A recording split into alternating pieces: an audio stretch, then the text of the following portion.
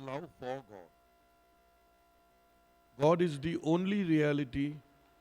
All else that seems real is illusory. God and I are one. Meher Baba. Avatar Meher Baba ki jai.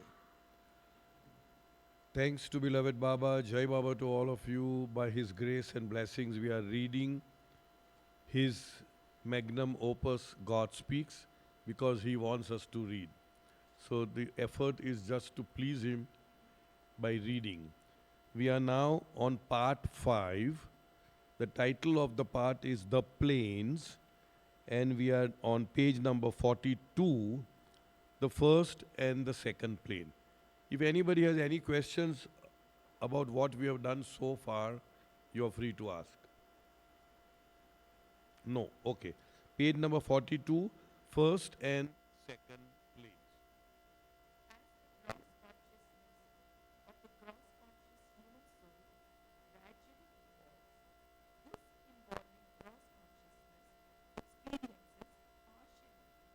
First plane of the subtle world through the medium of the fully developed subtle body of the soul. Now there is an asterisk mark, supplement number 3. So we've just hardly read 3 lines and there is supplement number 3. So we'll go to supplement number 3. But before that, let me reread this. As the gross consciousness of the gross conscious human soul gradually involves, that means the evolution is complete. The grossness of the gross conscious human soul is almost over.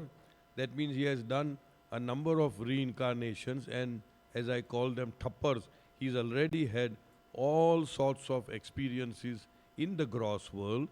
Now the flashlight of his consciousness is gradually focusing within.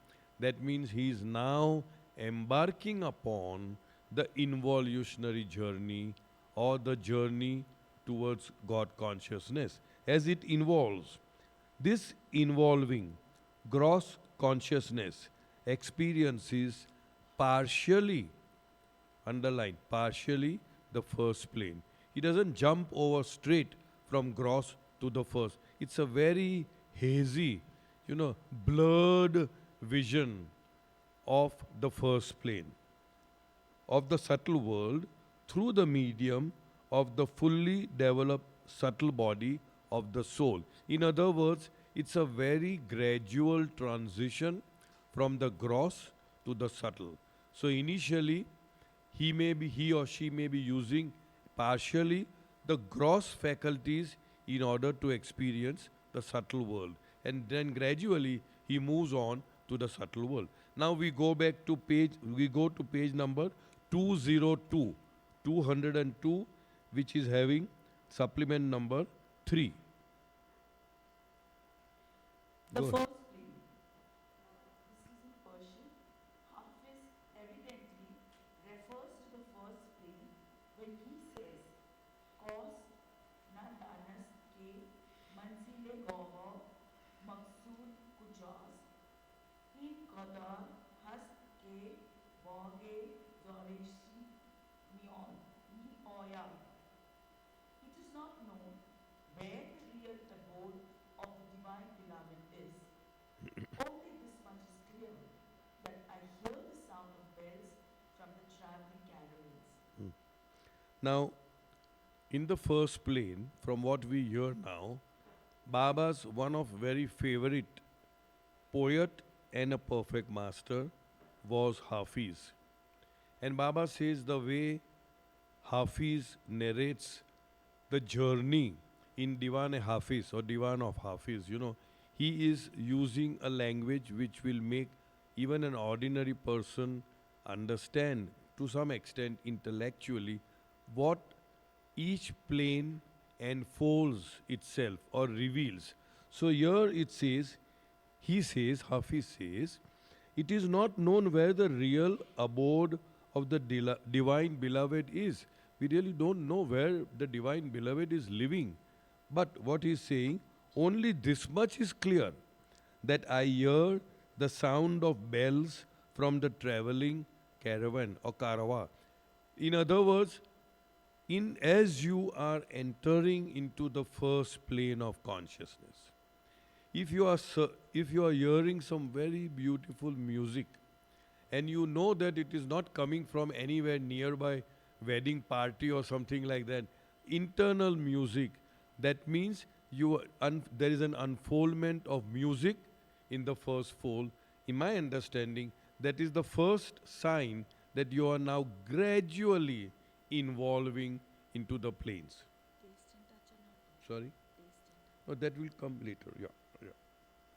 On this subject, Because this gentleman or gentle lady is on the borderline of the gross and the first plane.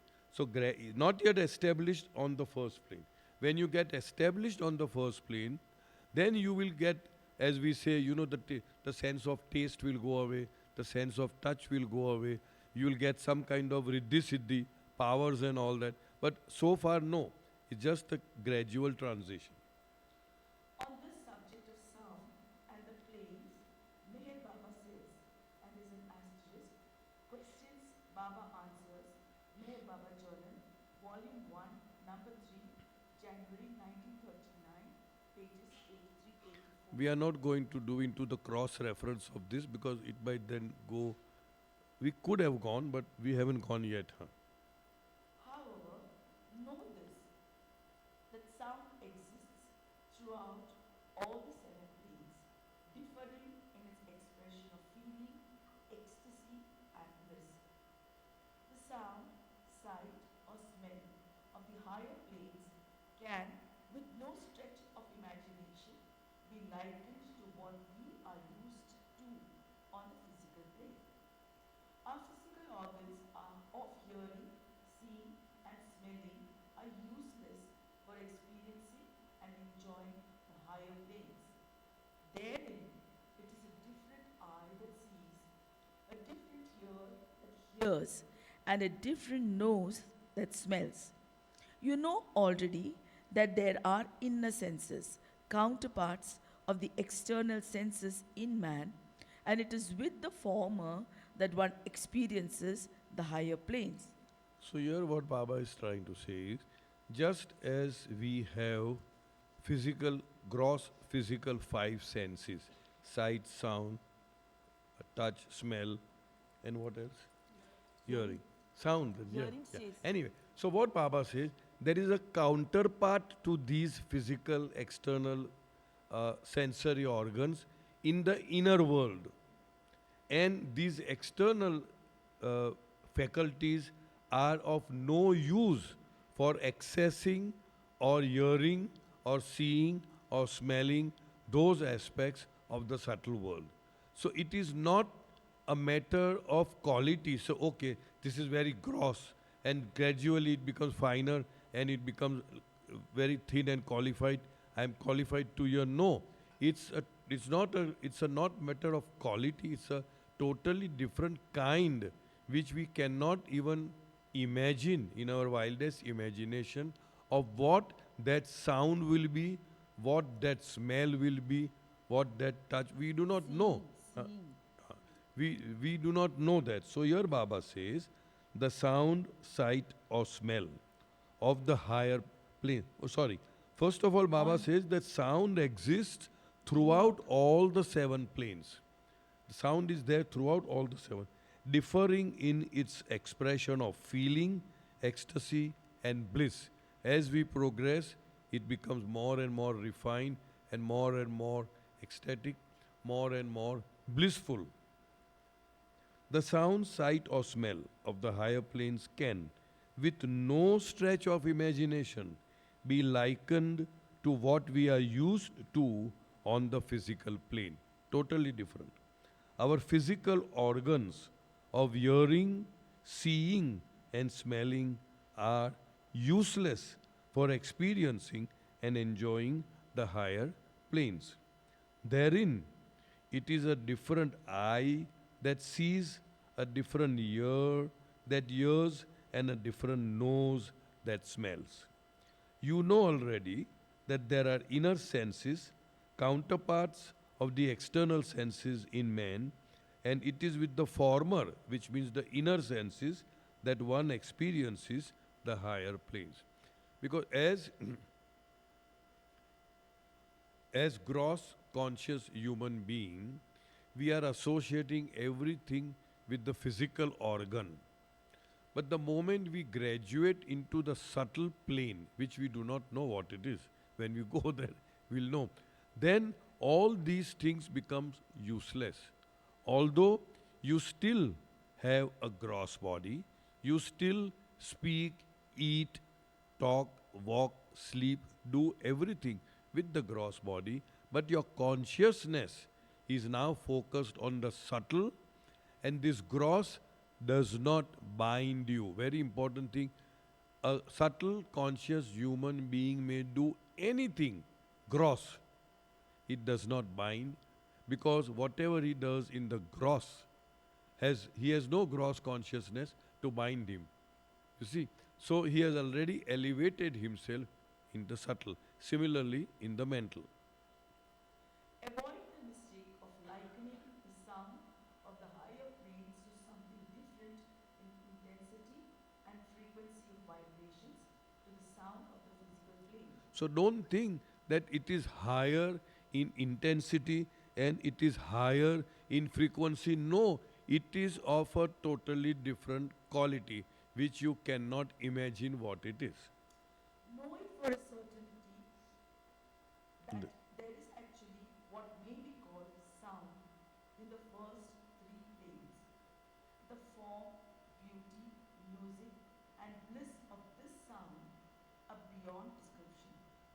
The nad, or celestial music, is peculiar to the first plane, which Hafiz refers to as warm exhalasi, the ringing of the bells. So here we are getting a clue in a sense, the key, that the first initiation from the gross to the subtle you get to know with the sound.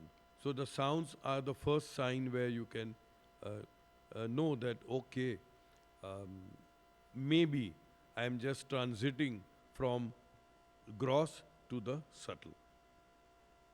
As stated above, although there is sound in all the seven planes, it is smell that is peculiar to the second and third planes, while sight belongs to the fifth and sixth planes. So as you get established in the first plane, the sense of touch, what we call as samvedna, and the sense of taste, tikha, mitha, khatta, it goes away. So if you, COVID maybe it goes away. So, so if you experience that in COVID, don't think that you have already gone into the COVID made a sense of touch will remain. So if somebody says that, oh, I am not able to get a sense of taste, that means I have entered into the first plane, give him a tight slap and see whether he is doing ouch. If he does it, that means the sense of touch is still there. So in the first plane, the sense of touch and the sense of taste goes away. Very heightened sense of hearing happens. So this is the predominant characteristic of the first plane. In the second and third plane, the predominant characteristics is the smell. It is the smell that is peculiar to the second and third plane. So you will have such aroma, such, I don't know what you may say, such smells that you have never had that feeling or experience in the gross. Totally different. And it is the sight, that means the sight, the noor of Khuda, which is the peculiarity which belongs to the fifth and the sixth plane. In the fifth plane, the sight of God is there. He has the feeling of seeing God everywhere, but it's dhundla, as we say, very blurred, not very clear. And the moment you go into the sixth plane, the person on the fifth plane is known as a wali, a friend of God. A person who goes into the sixth plane is called a peer. A peer sees everything that is God. Nothing is there except God. I am there, separate, and God is there. but I am not yet one with God. So Baba says elsewhere that last residual vestige of duality is the third eye or the inner eye or the spiritual eye, which separates the seer from the seen, which separates the lover from the beloved. And when that is dissolved, when the sight is dissolved, you merge with the beloved and experience the oneness. The sight is there till the end. On the third, second and third, you have the smell, and on the first, the predominant aspect is the sound. The seventh plane stands unique.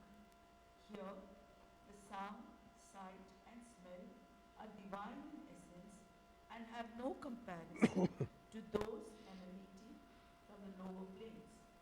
In this plane, one does not hear, smell, or see, but one becomes sound, smell, and sight simultaneously and is divinely conscious of it.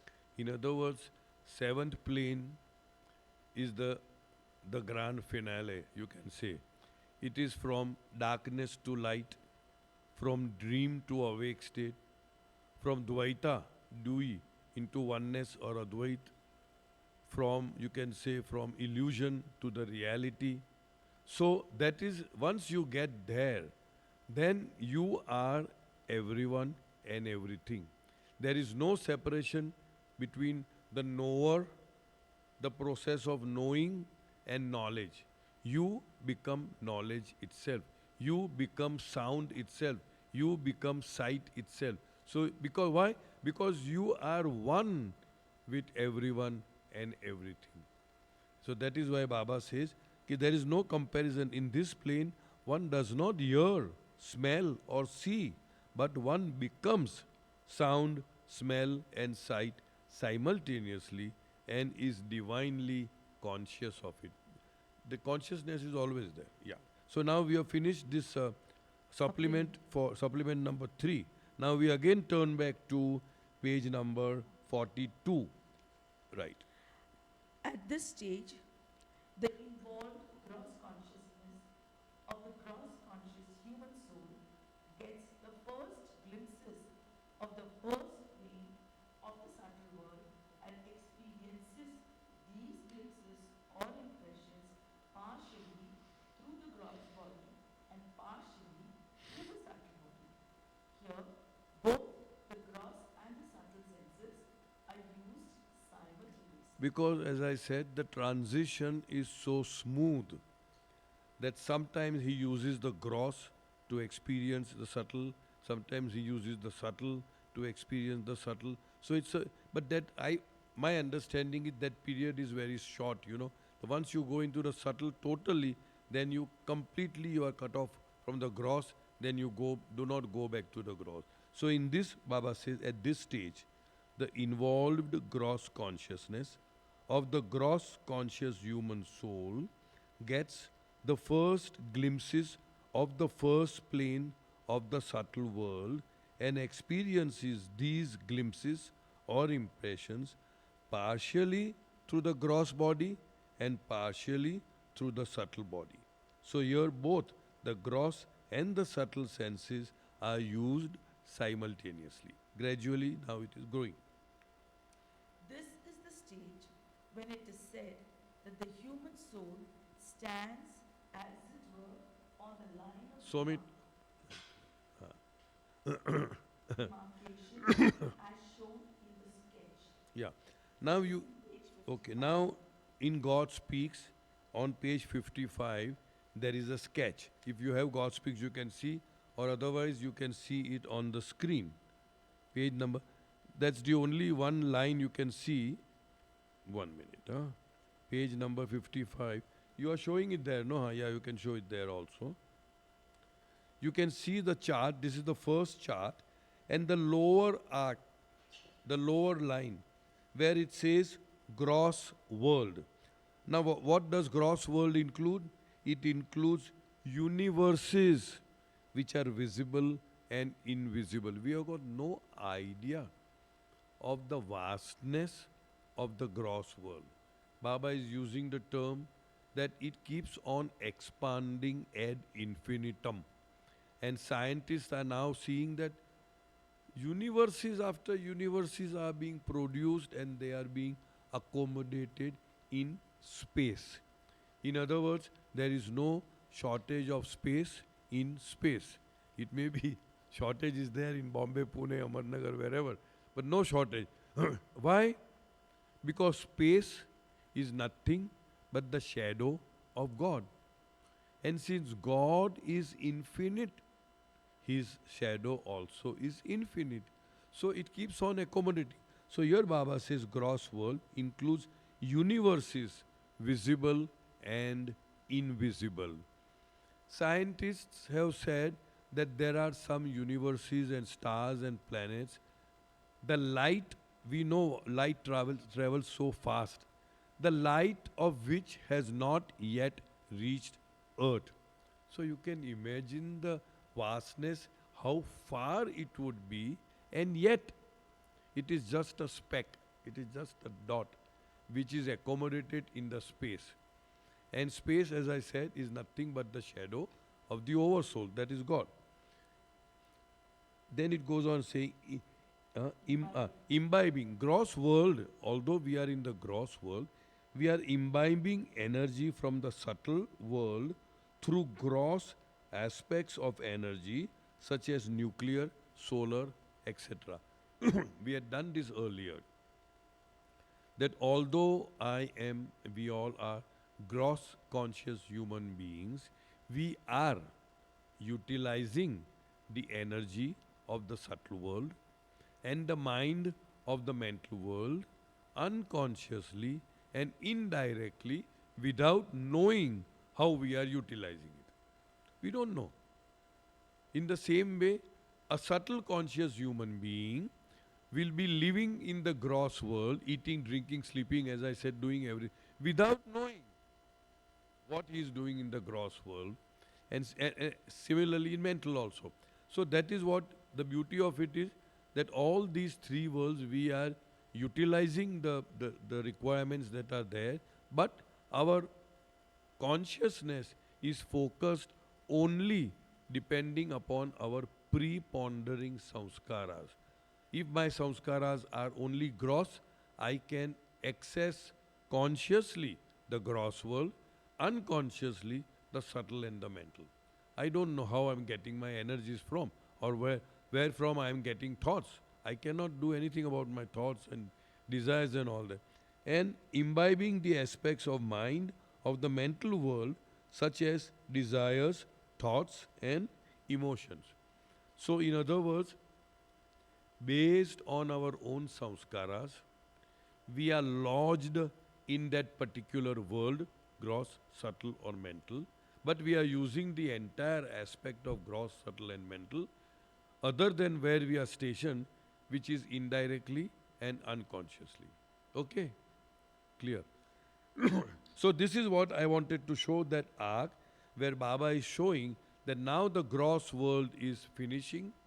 Now this, you can say aspirant or hero, or whatever you want to call it, wayfarer, is now gradually going into the subtle world.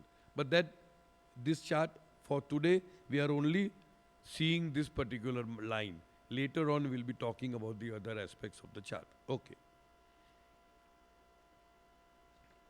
Again to page number 42.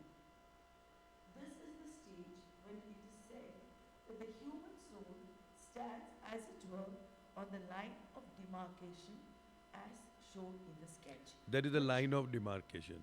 Sometimes he is more gross than subtle, sometimes he is more subtle than gross, sometimes he uses his gross apparatus, sometimes subtle.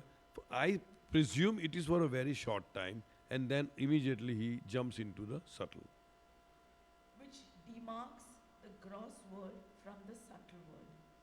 The consciousness of this human soul experiences strange things. With his gross eyes, he sees glimpses of the subtle plane. With his gross ears, he hears celestial music of the subtle plane. And with his gross nose, he enjoys subtle scents. In short, the gross conscious human partially on the first plane of the subtle world, experiences subtle impressions with gross So senses. this is the initial stage where he is experiencing subtle impressions with the gross apparatus, with the gross senses. Now, many times, I just remembered somebody praising some other guru or some very high soul and all that. And Baba sometimes would say that उनको तो अभी हवा भी नहीं लगी है. He has not even got the breeze. Now here this person on the gross plane is getting a breeze of the subtle plane, although he is still in the gross, so he get a breeze. So he would say that he has not even got the hawa of the subtle plane. Forget about being on the plane, not even got the breeze. So like for example, if the rain is going to come, we get a breeze, a nice aroma of rain coming and all that. So that is how this experience of this gross planar is. And he feels a little bit bewildered because he's hearing some sounds which he has never seen, never heard, or smells which he has never smelled. So it's like that. Gradually, with further involution of gross consciousness, the gross conscious human soul experiences completely the first plane of the subtle world. Thak. Now he has gone into the, jumped into the demarcation line that we saw just now. Now he has put both the legs. Previously it was like this, sometimes like this, sometimes. Now he has jumped into the, now he is firmly established in the first plane, which is the involutionary journey, the starting point, never to go back into the gross consciousness. Try to understand, if at all the person dies, in which he will, and if he is reborn, which he will, then he will still have a gross body. And the consciousness of the subtle plane will unfold itself in a gradual manner. It is not that at birth only that soul will know, oh, I am a subtle conscious. No, he will still experience the grossness, and then gradually the plane will unfold itself, and the same thing till you reach realization. Now, the gross conscious human soul is no longer gross conscious, but the subtle conscious. Now he is certified, subtle conscious human being. This subtle conscious human soul gradually becomes conscious of the second plane Now he is becoming conscious of the second plane of the subtle world. of the subtle world, and there is another asterisk mark, but we'll read the paragraph. Yeah. This subtle world is the domain of infinite energy, the infinite power of God, which, when translated into the finite, here manifests in the form of the infinite energy of the subtle world. Sukshma.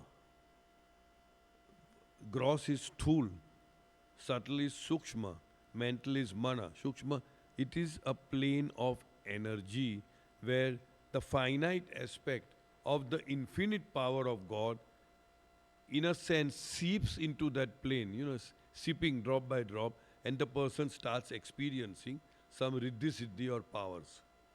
Now we go back to page number 203 for explanation of the second plane. Go ahead. The second plane. Hafiz evidently refers to the second plane when he says, Che huyamat ke be harne dush mospo haram surush e alam e gaibam chi muzdeha daudas.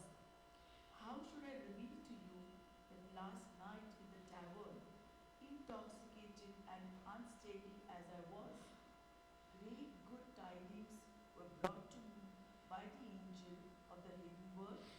Now the person has gone into the second plane. That means more power, more, riddhi siddhi. So he says, Hafiz says, how should I reveal to you that last night in the tavern is the mekhana. The mekhana, we can call it, a bar kind of thing. But here it's a spiritual mekhana where the saki or the higher souls will pour divine wine and you get intoxicated into that. How should I reveal to you that last night in the tavern, intoxicated and unsteady as I was, great good tidings were brought to me. Tidings would mean good news, information. So now he's getting all the information about the powers, about the subtle energies, and how we can make use of it. Great good tidings were brought to me by the angel of the hidden world. He doesn't know who is bringing all this thing, but he feels very high with that feeling. Now we again go back to page number 43. When in the human form, the soul has subtle consciousness, it is unconscious of the body, gross, and mind or the mental body, but it does work through the gross body and through the mind, mental body, not directly, but in the subtle plane. On the subtle plane. So here again we are repeating the same thing, that a subtle conscious human being is not connected with the gross, is not connected with the mental, is not connected with God, but it uses the gross aspect of the gross world and the mental aspects of the mental world unconsciously and indirectly. So I'll repeat this paragraph. When in human form, the soul has subtle consciousness. Now, though it is thoroughly established in the subtle plane, it is unconscious of the body, which means gross. Not conscious, he is doing everything, but not conscious of the gross. And mind, which is the mental body, but it does work through the gross body and through the mind, not directly, but on the subtle plane. The example I had given and I keep giving is that of a somnambulist, a sleepwalker, somebody who wakes up in the middle of the night, walks to the fridge, opens, eats, drinks, whatever, goes back to sleep. Tomorrow morning, if you tell him, Baba, you ate, where is the cheese that I had kept in the fridge? He says, I don't know, I have not eaten. But Soumya is awake. She is seeing that I am getting up and having all these things. But I am not aware of it because I am not conscious of the gross. But she is gross. So because a person is gross, I will observe the other person as doing gross acts. But actually he is on the subtle. He is not even aware of what he is doing. It's a very revealing thing which we have never heard in any of the spiritual literature, where a subtle conscious saint or yogi or a Mahayogi is on the fourth plane. Kuber is also called Kuber. They are not even conscious of their gross. What they are doing, they are not conscious. And obviously they are not bound by the gross that way.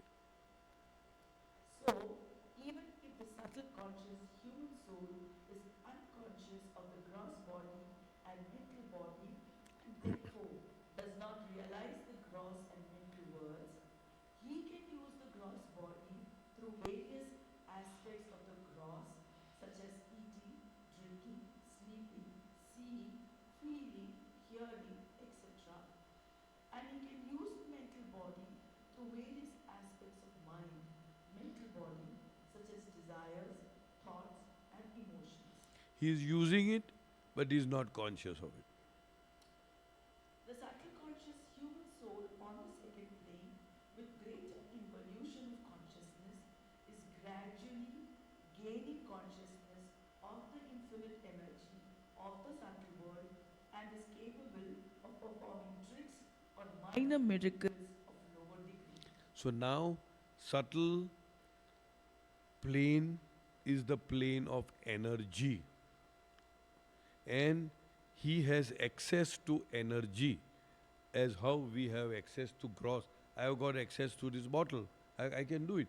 So in the same way, I can't see energy, I don't know energy, I can't analyze energy, I can't access energy, I can't use energy. But a person on the subtle plane, for him, energy is more visible, accessible, usable, doable than a person on the gross plane. So then he is now in full, not control, he knows everything connected with energy. For instance, with one wish, he can make a dry tree green So these are called small tricks or small miracles. He can do that. He can stop rainy trains and water cars, fill a dry well with fresh water, and so forth.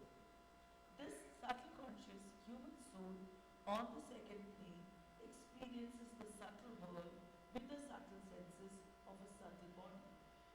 He is now totally unconscious of the gross world, although from all outward appearances he remains and functions as an ordinary man, eating, sleeping, and having feelings of pain and pleasure, etc. Yet, actually, his involving consciousness experiences not the gross but the subtle world and creates fresh, subtle impressions only of the sights, scents, and sounds of the subtle world. Excuse me. Here, he is now totally unconscious of the gross world, although from all outward appearances, he remains and function as an ordinary man.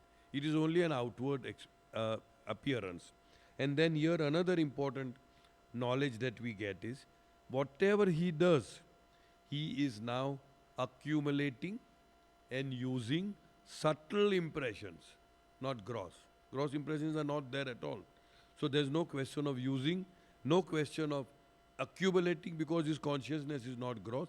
So now he is dealing with impressions that are connected with sight, sense, and sounds of the subtle world.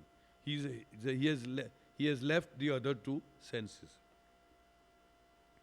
Thirdly, Now he is going on to the third. How fast we are progressing. In half an hour we have come. Third plane. further involution of the subtle consciousness of the subtle conscious human soul makes the soul experience the third plane of the subtle world. This is Here again there's an asterisk, but we'll complete the paragraph. Here, the subtle consciousness gains greater consciousness of the infinite energy of the subtle world, and the soul experiences greater finite power. Here, he is capable of performing grand miracles such as giving sight to the blind. See, giving sight to the blind is no big deal for a person of third plane of consciousness. He can give sight. And restoring limbs to the maimed. Here, the subtle conscious human soul is also capable of experiencing the different planes and worlds of the subtle sphere, just as a gross conscious human soul is capable of traveling from Asia to Australia or America using the gross vehicles at his disposal. But there's another asterisk 6, but we'll come to that later. So here what Baba is saying, just as how a gross conscious human being can move around the gross world according to his own convenience by boat or by aeroplane or by train, here, there, everywhere, in the same way, a subtle conscious human being who is established in the third plane can move around the first, the second, the third, as and how he wants to move around. Obviously cannot go to the fourth because he has not yet entered the fourth. So here we have got two asterisks, 5 and 6. So we move on to page number 203 again. The third plane. Hafiz refers to the third plane in the following words. Che Ra Mizanan in Mutrebe Muha Shinas Te Dor Nyo E Gozel Ole E Ashina Awan. What perturbation and distress this musician with knowledge of spiritual states and stages is causing the listeners, lovers, by interpolating in the midst of his performance the words of the divine beloved. Now, this reminds me that even when a ghazal or a bhajan were being sung, he would interpolate, which he would intervene and explain the deeper nuances of the words of the ghazal and all that.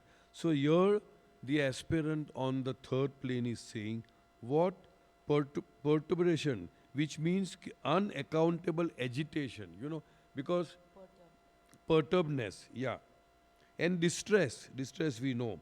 This musician, because the music is so different, and that music is going on, and somebody interpolates and gives deeper aspects of that meaning. What perturbation and distress this musician, with knowledge of spiritual states and stages, is causing the listeners, that means the lovers, by interpolating to inferring or extending the known information, interpolating in the midst of his performance the words of the divine beloved. So, what Hafiz is trying to make us understand as to what a third plane person would experience when you are on the third plane. Then there's another one, 6. The stage between the third and the fourth planes. Hmm. The journey between the third and the fourth planes is at once difficult and dangerous because between these two planes there is the point of enchantment, Mukam Hair. It is very difficult to pass out of this state of enchantment if the pilgrim once stops there, although most pilgrims pass directly from the third to the fourth plane. Unless the pilgrim gets out of the state quickly and proceeds onwards to the fourth plane, his progress will be held up indefinitely. So now, first, second, and third planes are purely in the subtle world. The fourth plane is like a go between, like a threshold between the third and the fifth. The third is in the subtle world, the fifth is in the mental world. That is the most dangerous plane to be on, the fourth plane. Now, before you go from the third to the fourth, there is what Baba calls a mukame hairat. You may get trapped into this mukame hairat, means enchantment. There is so much of enchantment that if you wait or spend time lingering in that mukam, then there is a possibility that you will get trapped. You see, it is said that many people, for example, Muhammad the Must, he was trapped in that mukame hairat between the third and the fourth plane. He was taking bath and he put his hand up and he was like this. And people stay like this, not just for days or weeks or months, sometimes for years, till some perfect master or somebody on the higher plane comes and helps the person to come out of that hairat. So that is a very dangerous place to be in, and therefore Baba emphasizes on focus on the goal, not going into the mela. We call it a mela, a fair where you can get lost. And once you get lost, those who get lost are called musts. So the state of must is not something that you should aspire for. It is something which you should avoid to go. You must straight walk from third to the fifth or fourth instead of getting entrapped into the hairat. So if the pilgrim once stops there, although most pilgrims pass directly from the third to the fourth plane, unless the pilgrim gets out of this state quickly and proceeds onwards to the fourth plane, his progress will be held up indefinitely. Once a pilgrim becomes thus enchanted, he remains so for days, months, or years together. He can neither make further progress nor can he retrogress. He is neither gross conscious nor subtle conscious. Neither can he be called unconscious because he is fully conscious of the enchantment, and it is because of this consciousness of the enchantment that he lives this living death. he is so entrapped. He can't move forward, he can't move backward, he doesn't know what to do, he is dazed. Like how, in the game of chess, you call it, uh, what is called as checkmate. You can't move. You can't move this way, you can't move that way. You are helpless, and you are living what Baba calls a living death, unless and until some external force, comes, jhatka, and you may come out of that dazedness, or a perfect master will, if you're fortunate, he can bring you out of that. The physical condition of the deeply enchanted pilgrim is no less strange, for if he seats himself in a particular position, he remains in that position for months or years together. Because that Hairat may come at any given point, whatever you may. I'm doing like this, Statue. I will remain like this unless Baba comes and gives me a tapli and I am out of it. So that is Baba is trying to emphasize that this is a stage where you have to be very, very watchful. You must go straight rather than wasting any time in enjoying the so-called enchantment of the plane, because we get enchanted by the gross beauty of so many things. Baba said that is nothing, that is negligible, absolutely no compare to the enchantment of the planes. So here also we are playing with games, and there if you have the habit of playing with games, which would also include doing some chota mota miracles, then you can get trapped and you can get lost and you'll be wasting your time. Similarly, if he becomes enchanted while standing, he will continue standing until the enchantment ends. In short, he remains stationary in the position in which he first becomes enchanted, and although he may appear to be a lifeless statue, he is in fact more alive than the ordinary man of the world. He may look like a statue, but from the spiritual standpoint, he is more alive because he's already traversed the three spiritual paths. And poor fellow, he is now trapped up between the third and the fourth. Go ahead. It is well known in the Sufi world how Ali Ahmad Sabi of Piran Kalyan, who afterwards became a perfect master, once remained standing for years near a certain tree. During this period, Sabi's mind was absorbed in the enchantment of this Mukame Hayat, and he was delivered from it by a kutub.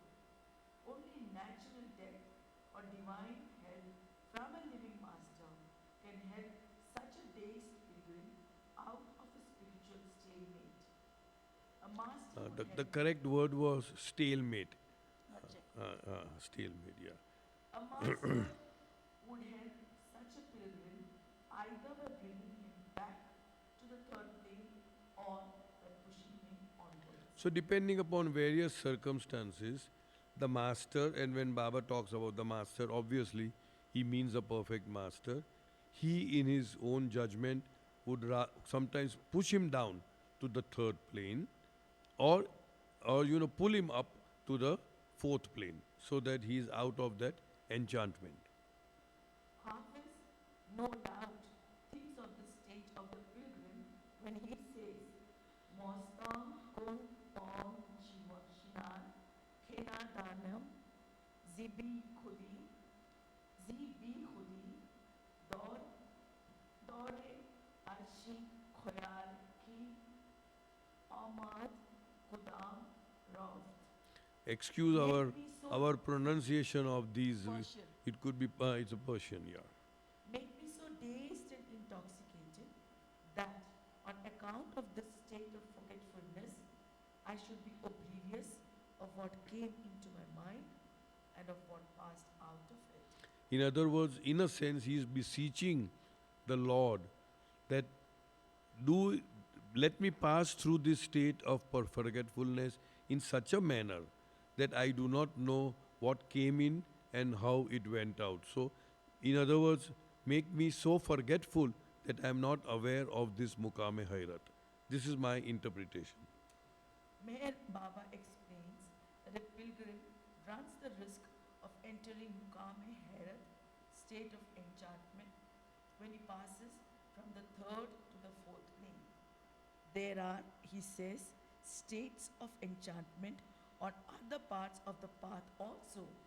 But the most important is that between the third and the fourth planes. That means this state of enchantment is there throughout the planes. You get enchanted because you are now something which you have never experienced in your gross life. You get powers, you get sounds, you get smells, you get sights, you get this. So there is a possibility that you might like to play around with some one particular aspect of that plane, and you might get enchanted and you may get trapped in it. But Baba says those are very halka fulka, very light enchantment. It will not catch you in a manner as the Mukame Hairat between the third and the fourth plane will trap you. This Hairat, enchantment, may be strong or feeble. If there is no hitch or disturbing factor present at the moment that a pilgrim becomes enchanted, then the Hairat is deep or strong. If there is a disturbing factor present at that moment, then the Hairat is feeble. Supposing he is about to go into the Hairat and he is a married person and his wife is jabbering. So then there's a disturbance. So the Hairat will not be deep. It will be very feeble. So in that sense, it is such a great help. Tukaram's wife. Tukaram, it is said that he turned in, it is said, I have not read Tukaram's life, because he was so fed up with his wife, all the time criticizing, all the time saying things, that ultimately that led him towards God. You see, that led him towards God. So here Baba says, if at the time of entering the Hairat, if there is no disturbance, then the Hairat would be very strong, very deep, and it will be prolonged. But if there is any disturbance, which could be anything, I'm just joking about, but it could be any disturbance, something to do with noise, something to do with pain, something to do with whatever, any kind of disturbance, then the Hairat is feeble and weak, and one may hope to come out of it easily. If a pilgrim experiences either strong or feeble Hairat between the third and the fourth planes and is then pushed forward by accident to higher plane, he invariably goes to a position between the fifth and sixth planes, again with the same strong or feeble Hairat. Now this is again a revelation that this Mukame Hairat is between the third and the fourth plane. So that Hairat may be feeble or it may be strong. But if it is feeble, or irrespective of whether it is feeble or strong, if some kind of an accident takes place when he is in that stage, then he will not go to the fourth plane, but he will again go between the fourth and the fifth plane, in between. See, that way, not on the plane itself. Fifth and the sixth plane. Sorry, fifth and the sixth plane. However, such instances are very rare. Ali Ahmad Sabir of Kalyar and Baba Abdur Rahman of Bombay both were precipitated from a very strong Hairat between the third and fourth planes into a very strong Hairat Between the fifth. to 205. Page number 205. We are continuing with the same Between fifth. sixth Yeah, planes. fifth and the sixth. Correct. Yeah, Cyrus yeah. had said wrong, we corrected himself. I corrected myself. I stand corrected sittingly. I read it. Sittingly. I read it. He Yeah, it- invariably goes to a position between the fifth and sixth planes, again with the same strong or feeble Hairat. However, page 205, fifth line. First paragraph, yeah. However, such instances are very rare. Ali Ahmad Sabir of Kalyar and Baba Abdur Rahman of Bombay, both were precipitated from a very strong hayrat between the third and fourth planes into a very strong hayrat between the fifth and the sixth planes. The former by a gift of grace from a kutub, and the latter through God's gift in the shape of an accident.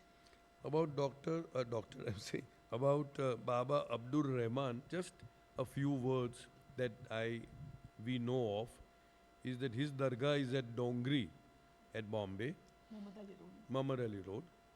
And he was given God realization by Hazrat Baba Jan. And he was the chargeman of Bombay. And if I am not mistaken, after his passing over, it was the Umar Baba who took over as the chargeman.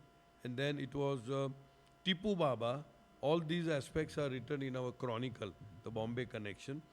And we had been to all those places. So that was Abdur Rahman. Another aspect of Abdur Rahman is when Baba started walking from the Jhopdi, Ferguson's College Road, Jhopdi, to Bombay. The entire team came walking, and I think somewhere around Panvel, they hired a lorry, which is a truck. So the first obeisance, respect, at Pune was to Hazrat Baba Jan.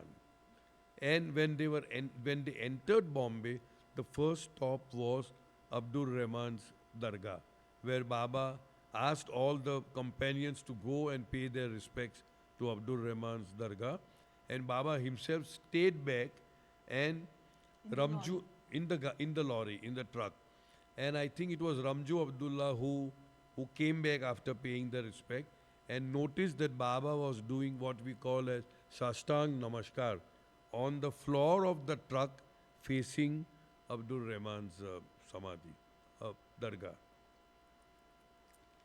A complete fixity of posture that lasts until death or until a perfect master is contacted is seen only in those pilgrims who have a very strong hayrat. So once you get into a hayrat, you stay there till a perfect master helps you, or till you die, or you get an accident whereby you may shift from between 3 and 4 to between 5 and 6.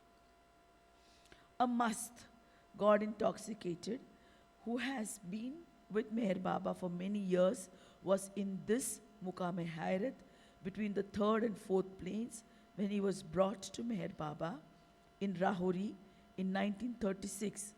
But his Hayrat was feeble, and although he would stand for many hours at a stretch in one position, this position would not be maintained permanently.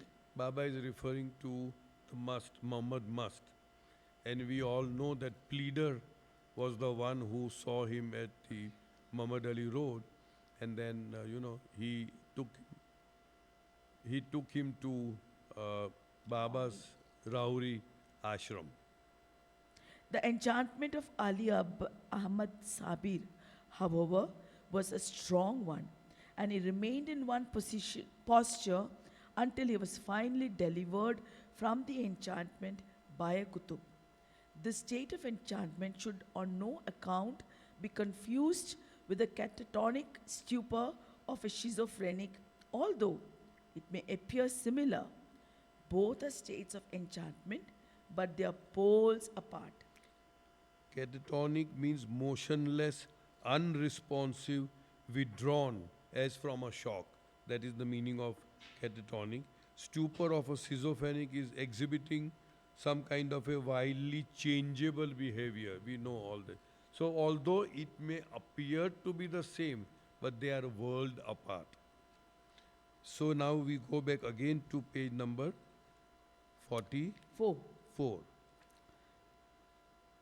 Go ahead. The second and third planes of the subtle spheres are the two major planes which are solely in the domain of the subtle sphere. The first plane is partially in the domain of the subtle sphere and partially in the gross sphere. Similarly, the fourth plane is partially of the subtle sphere and partially of the mental sphere. This fourth plane is known as the threshold of the mental sphere. What we also call, uh, yeah, that's for the fourth plane, the dark night of the soul, you know. So the first plane of the subtle sphere is like partially go between the gross and the subtle. The second and the third plane are completely, solely, fully, only in the subtle sphere. The fourth again is partially in the subtle and partially in the mental. And the fifth and the sixth plane are totally in the mental. Fourth plane, with a gradual and further gain in the involution of the consciousness of the subtle conscious human soul, the consciousness of the soul inclines the soul to experience the fourth plane. On the fourth plane, the soul is fully conscious of infinite energy. It is the very same infinite energy which is the shadowy aspect of that infinite power of God. Here, the soul is equipped with full power and is even capable of raising the dead and of creating new forms and worlds breathing with life. There's an asterisk. The Vijnan conscious souls of Kutub state or perfect masters control such a happening and see that such gross mishaps do not come to pass unless preordained. On the fourth plane, No, sorry, go ahead. there are no occult powers, they are divine powers. Okay. So now we also get to know that when we talk about the occult powers, they purely belong to the second and the third plane. Elsewhere, Baba says that you cannot misuse the occult powers. They are all tricks and magics and all that kind of thing. The fourth plane is like it is the threshold, as I said, between the subtle and the mental. It is power pegged with power, infinite energy. And Baba says it is the shadowy aspect of the infinite power of God. Just imagine, the shadow can do so much. The shadow can bring back a dead man, give life to the dead man. Whereas on the third plane, they can bring back not a dead human being, but a dead animal or a fish or a bird or something. That much of power is there. On the fourth plane, you can create new life.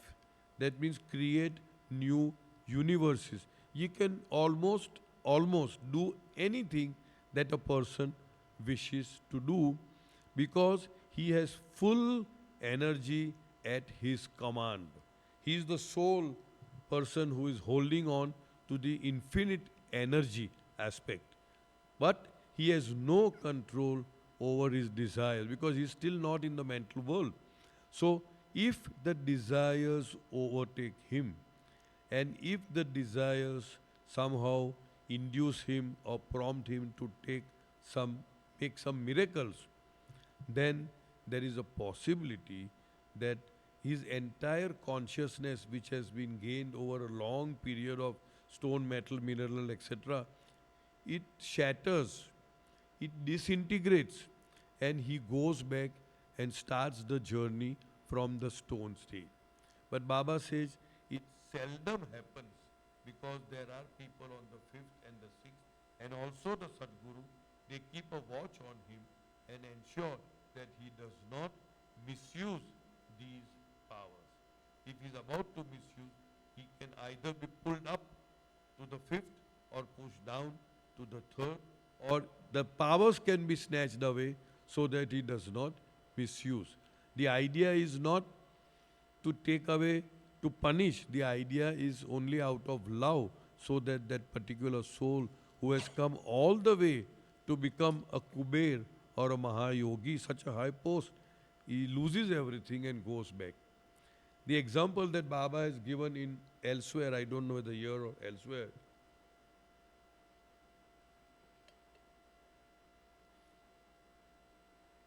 it is of a scientist who has been working upon making an atom bomb. And finally he knows that the atom bomb is made. He knows. There is this jignasha, there is this desire. Let me see what happens when the atom bomb is, is used, burst, whatever you call it. If he has that, if he knows the knowledge that it can shatter, then he will not use it. He has this desire in his control. But supposing his desires overpower him, and if he uses the atom bomb, the first person to be demolished is himself. So it is something like that he has infinite energy, and there is so much of, you can say, what should I say? Temptation to use that power. Let me see whether I can do it. Like for, sorry? Yeah. Yeah. So he wants, but if he controls and if he knows, if he has read God Speaks, and if he knows the Baba, I don't want to use it. So at least those who are reading and listening, they will not use the powers because they know that it will shatter them. But supposing you do not know, then it is finished. No need. Same thing. No, it's the same. As shown in the sketch facing page 50. We already saw the sketch that's the facing subtle 55, where there is a demarcation line between the gross and the subtle. But now you're talking of these two. Sorry? You're talking of these to cover this. Okay. Let's see. We'll see if Page 55 aega. can we show page 55 on the screen. Okay, 55. Page 55. That same sketch. Sketch number 1. Page 55. Yeah. As shown in Thank the sketch facing page 55, the subtle conscious human soul on the fourth plane, possessing the key to the store of infinite power. Sorry? Is there... 1959. No, how does it matter? Chart number 1. Correct? So here, just imagine he is in possession of the key to the store of infinite power. How much of this thing? Okay. Is seen on the threshold of the mental world, confronted by the full blast of intense desires and emotions, which are the aspects of mind of the mental world. So here you can see, we have seen first the arc where it bifurcates the gross from the subtle. On the subtle world, we have first plane, second plane, third plane. You can see on the chart that it is a subtle world which is the domain of energy. The first plane, it says, with gross nose, eyes, ears, experiences subtle smell, sight and music. On the second plane, you gain consciousness of energy. Now you started getting a little whiff of energy, which means I can just think something and it happens. I think like this and it happens. I think like this and it happens. Oh wow, something is there in me, something is happening. That is the energy. On the left hand side you will see power and you will see energy. On the third plane, yeah, same. Gains greater consciousness of energy. And then there is a threshold, which is the fourth plane, which is between the subtle and the mental. Full consciousness of energy, full power, and threatened by overpowering aspects of mind. Overpowering aspects of mind would mean temptation to use that power to fulfill my desires. It's like that. So that is the fourth plane. All right. At this stage, the soul experiences, as it were, page 44. Page number 44. Last paragraph. Last paragraph, fifth line. At this stage, the soul experiences, as it were, a state of the darkest night. That is why it is called the dark night of the soul, the fourth plane. You have so much power, so much desire, and which will be prepondering? The desire, you are shattered. The power is there, but you are fortunate enough not to use those powers, then you transcend and go into the fifth. He finds himself caught up between the devil and the deep, the overpowering incitement by intense desires to wield and use this infinite energy at will proves a treacherous foe at this juncture when the involution of consciousness of the subtle conscious human soul is unfailingly progressing rapidly towards gaining mastery over all desires. He has already come to the fourth plane. That is the only spot, only, where consciousness may disintegrate and go backwards, retrograde, so to speak. Other than that, the consciousness is always forward moving. Once you are born into a human form, you do not reincarnate or take an animal form or a fish or a bird. Although in certain scriptures they may say it, Baba says it is an impossibility.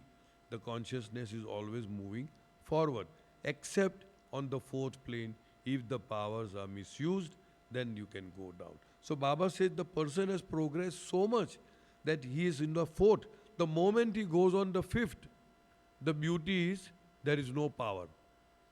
There is no power on the fifth plane, and he is now mind. So now he controls mind, now he knows. But on fourth, he has desires which are uncontrollable. So Baba says over here, I'll just see, it could prove treacherous foe at this juncture when the involution of consciousness of this subtle conscious human soul is unfailingly progressing rapidly towards gaining mastery over all desires. That is in the fifth plane. He is so much close to the fifth plane. So if he misuses, it's gone. He is also known as a Kuber in certain terminology or Mahayogi. If these desires at their zenith overpower the soul on the fourth plane, and if the powers are misused, then the experience of liberating this infinite energy invariably proves fatal at this juncture for the soul on the fourth plane. It is fatal. He has to go down to the stone stage. The result is that all of the consciousness gained by the soul is violently disintegrated, and the soul retains only the most finite consciousness and identifies itself once again with the stone form. Can you imagine? Millions and billions of years effort, in one stroke it is gone. This soul then has to pass through the whole process of evolution from the stone form onward to regain full consciousness. Only to regain full consciousness, which means only to come to a human stage, so many years will go by. The soul of the fourth plane has semi-subtle and semi-mental impressions. Just as in the first plane, semi-gross, semi-subtle, so also on the fourth plane, semi-subtle and semi-mental. He is subject to most tantalizing temptations because he has intense and overpowering desires, good or bad. Being in possession of tremendous power, he is impelled to make good or bad use of it. If he misuses his power for the satisfaction of lust or for the sake of craving for name and fame or for some other low purpose, there is a sudden fall of this consciousness of the soul, causing it to revert to the stone stage of consciousness. But if by overcoming his temptations, he makes good use of his tremendous powers or does not make any use of his powers, he goes into the fifth plane, where he is safe and has no possibility of downfall. If he does not use his powers, or if he makes good use of his powers, and Baba later on explains what is the meaning of good use. If somebody does not have children and you say tathastu, panch bachcha hoega, it is not good use. So good here means only for spiritual advancement and not material aspect. So if he does not use, or if he uses only for good purpose which is spiritual, then he moves on to the fifth But plane. the 5 children could be spiritual. You want? But nobody heard, no? But also, if he makes good use of the powers, he is sometimes pulled up into the 6th plane by the Vijnan conscious souls of Kutub state or perfect masters, but not Jivan Muktas or Madzubs. So now here Baba says, if he uses his powers for in a good way, we'll come to what is good and what is not good. There is a possibility that the Kutub, that means he Vijnan conscious, means Kutub, perfect master, Sadguru, may pull him up straight from 4th to 6th plane. Am I right? Yeah. Bypassing the 5th plane, double promotion in school we used to get. Double promotion. Oh, you did very good work. Double promotion. But a Jivan Mukta or a Mazhub cannot do that. Only a Sadguru can do that. The difference between a Mazhub or a Jivan Mukta and the Sadguru is that Mazhub and Jivan Mukta are not conscious of anything other than the I am God state.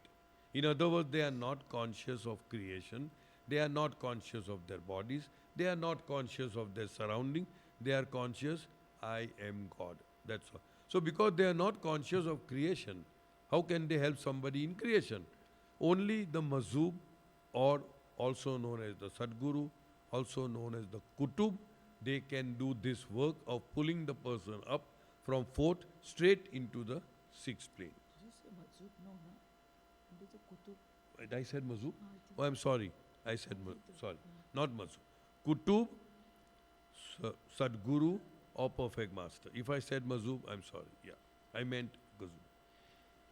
Good use of power in the gross world may be directed towards material and spiritual ends. In the gross world, the good use is quite different from the spiritual terminology. For example, wealth might be spent for the material well being of others, as for charitable hospitals, relief for the starving and the distressed, etc., or for their spiritual well being by providing them with spiritual instruction and spiritual possibilities. But in the 4th plane, good use of powers invariably consists in harnessing them only for spiritual well being of others. These powers can never be used to bring about material prosperity for anyone.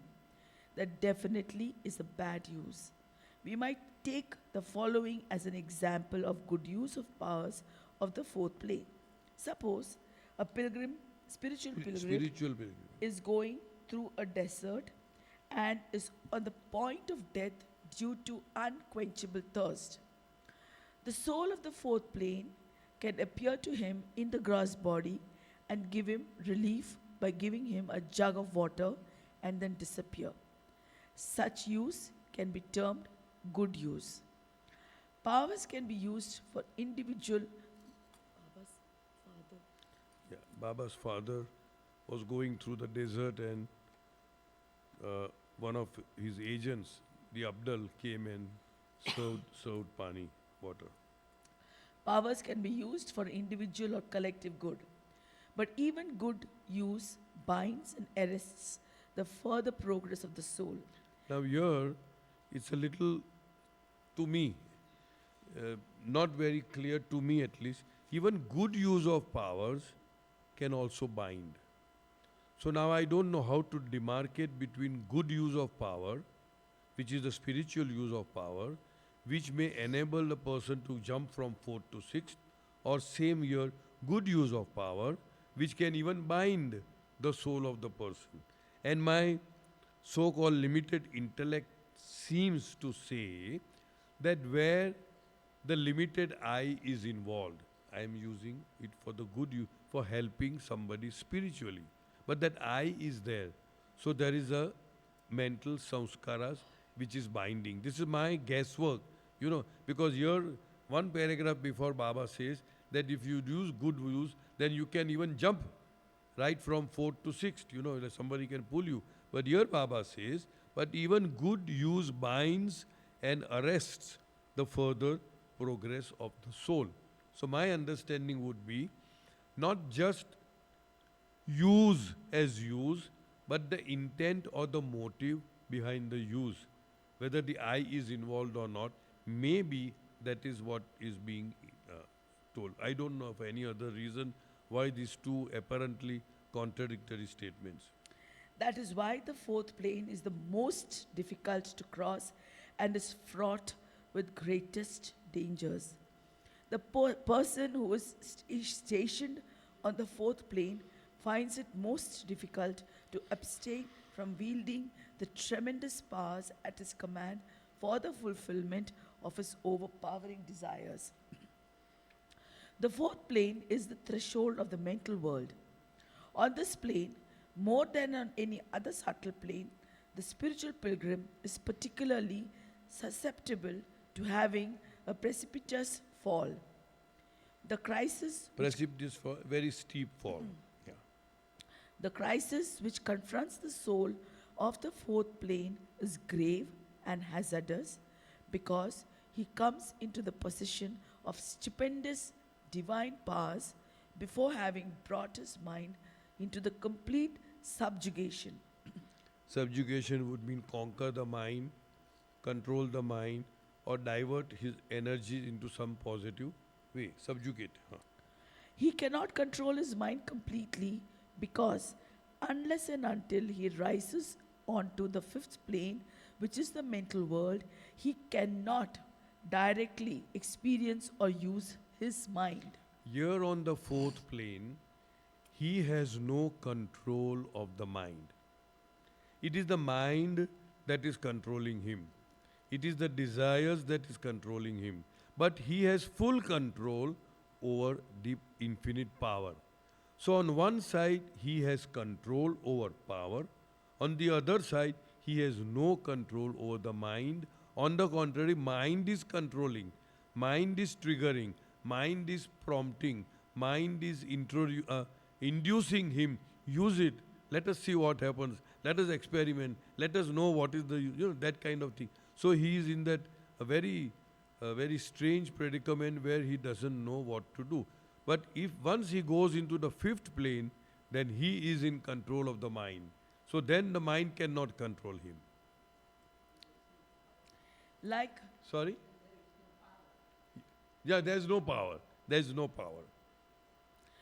Like the gross conscious human soul, the subtle conscious soul of the fourth plane also uses his mind indirectly. Now, on this fourth plane, the mind is fully alive. It is functioning in all its fully developed aspects of thoughts, feelings, and desires, which are at the zenith of their overwhelming intensity.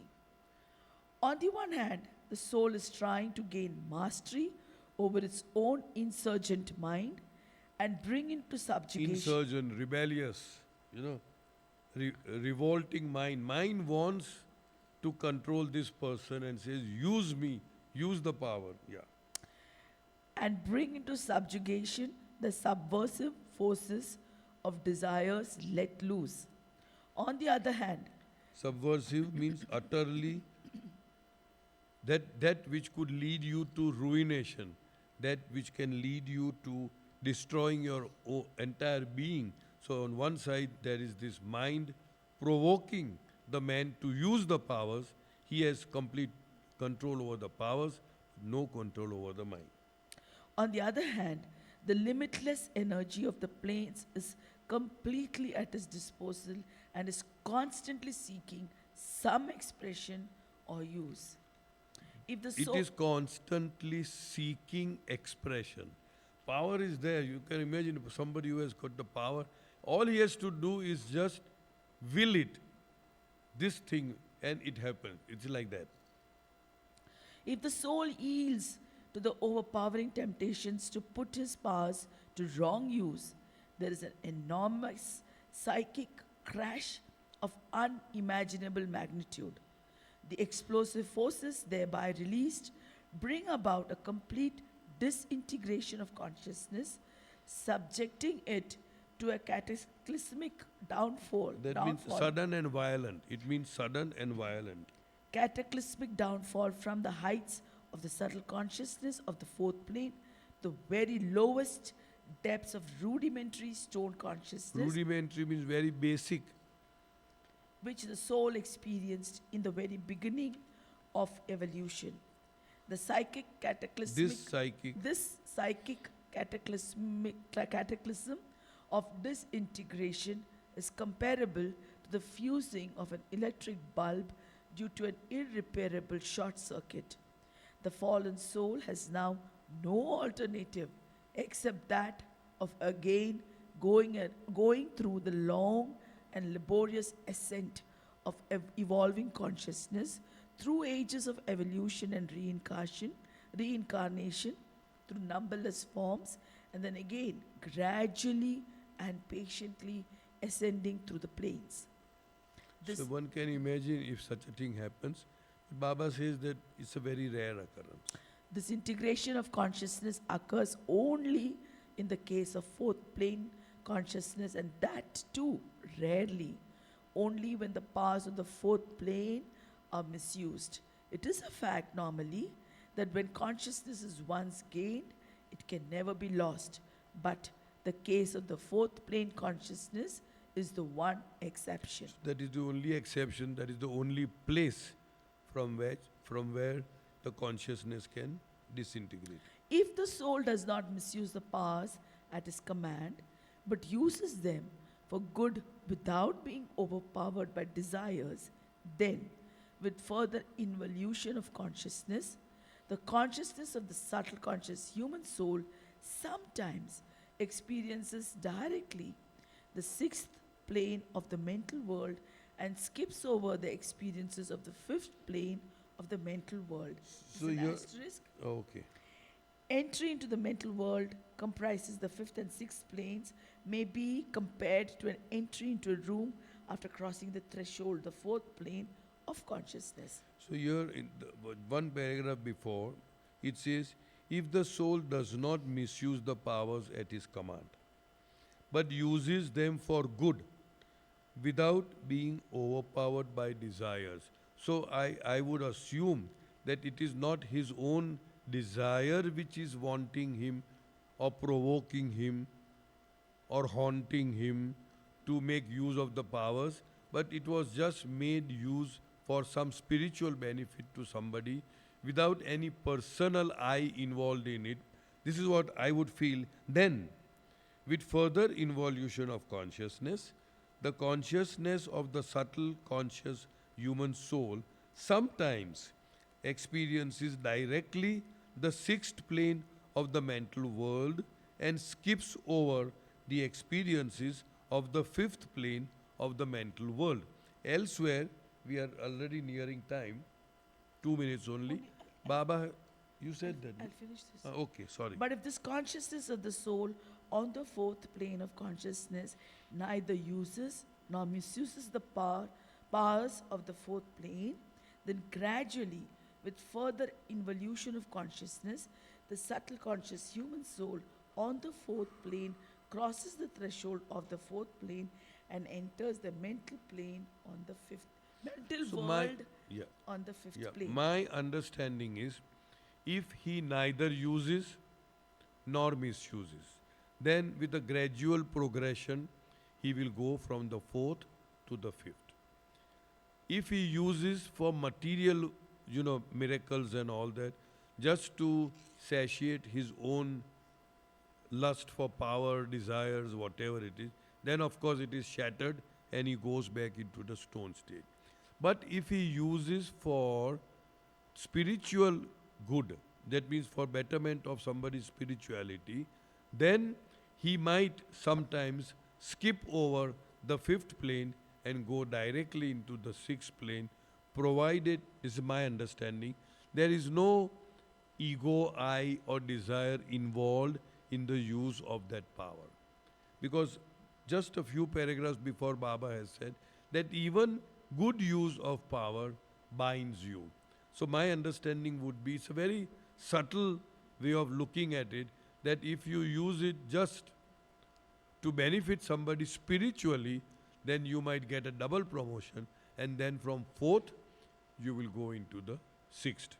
Or sometimes when you use the power for good, the Sadguru or the Kutub or the perfect master can just lift you up and bypass the fifth and come into the sixth. Elsewhere Baba is giving some analogy, perhaps here only, that as you enter into a room, if your focus is straight out there, my goal is there. Oh, okay.